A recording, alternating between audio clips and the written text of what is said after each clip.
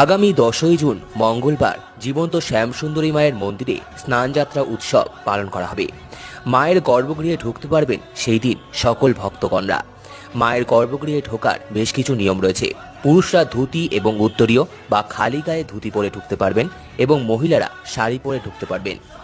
মায়ের গর্ভগৃহে ঢোকার কারণ হলো, মনে করা হয় যে মা কখনোই চায় না তার সন্তান কষ্ট থাকুক।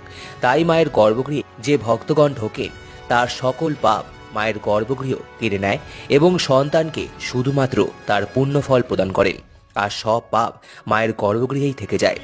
তাই এই বিশেষ দিনে আপনারা সকলে মায়ের কাছে এসে নিজেদের খারাপ ফল মায়ের কাছে বিসর্জন দিয়ে মায়ের গর্ভগৃহ থেকে বেরোন নতুন জীবন নিয়ে। এই বিশেষ দিনে মাকে দুধ দিয়ে স্নান করানোর নিয়ম রয়েছে। আগামী 10ই জুন মঙ্গলবার সকাল 11:30 থেকে সকল ভক্তগণ মায়ের গর্ভগৃহে প্রবেশ করতে পারে।